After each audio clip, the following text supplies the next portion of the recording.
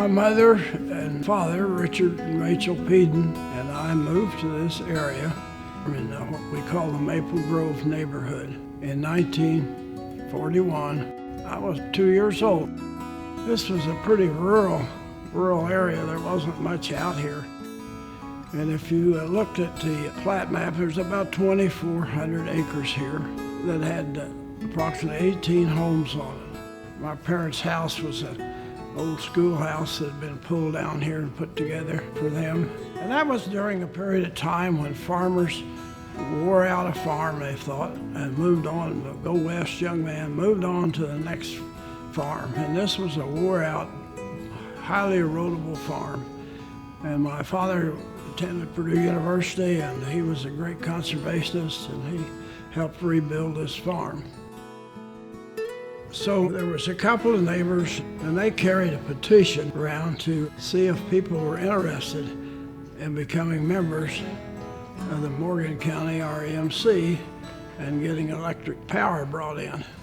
And they felt like, if they got enough interest established, why, the Morgan County REMC would come down here and provide power.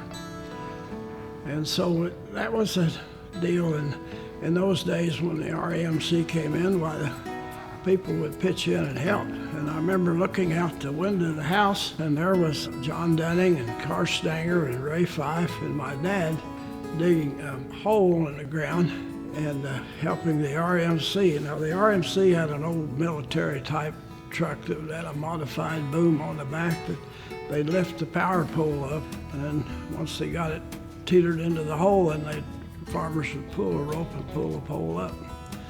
Then the farmers would tamp the pole solid with soil, and then the REMC would string the wire, and they'd go to the next house. They didn't go down the road house after house because there wasn't very many people here.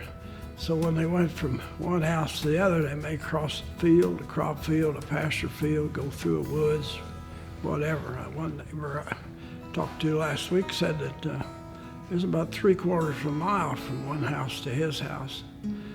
And so that's a long line and not much return on investment, but that was what the REMCs did.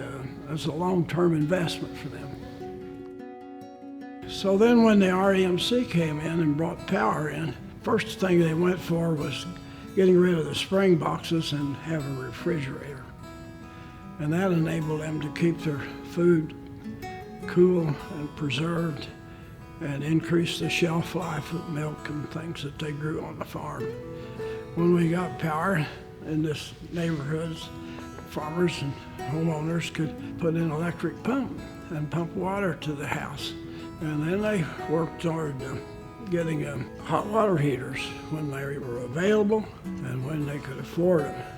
So that was pretty nice to have an electric pump, electric hot water heater, and a refrigerator.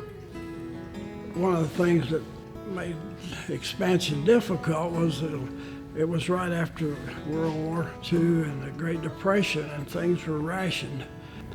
So when they brought power to the homes, they put in a limited amount of electrical wiring, and it just went to the houses.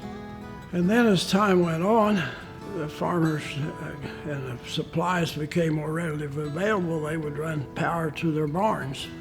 And that enabled the farmers to do the chores in the morning before daylight and do their chores in the evening after dark.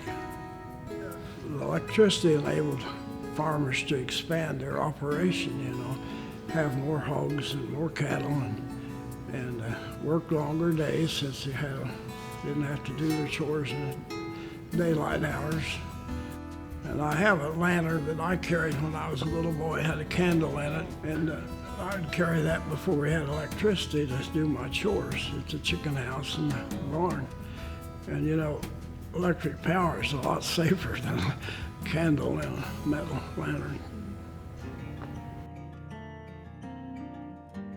In 1953, the county agent, Corey Alcorn, asked my parents if they would host a little tour for a few kids from Bloomington, which seemed harmless at the time, so they said, yeah, they'd do that. And they'd come out, and my mother would give them a talk on wildlife and flowers and hornets' nests and My dad would take them a ride in the grain wagon where they could feed the cows corn out of the wagon, and then it grew quite a bit. And our idea is to let children know where their food comes from and let them touch and feel and taste and smell.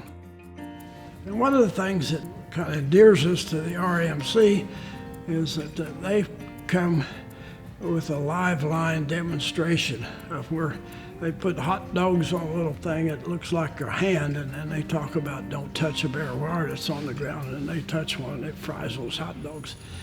And we get letters from the schools about how important they feel that live line demonstration is and what their kids tell them about it when they come home.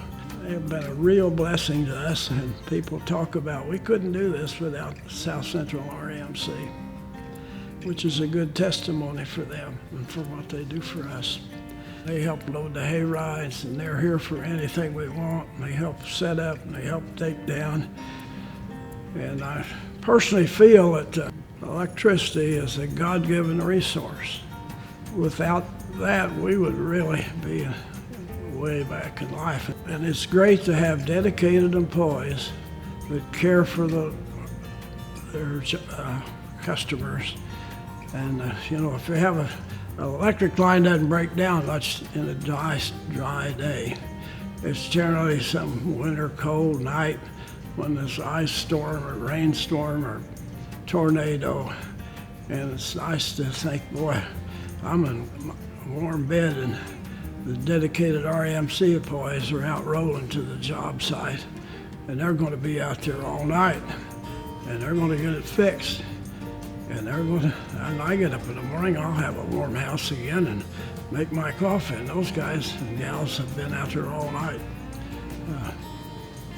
with dedication. And I think we're richly blessed to have that kind of employees handling a God-given resource. That's part of our family, our MC family.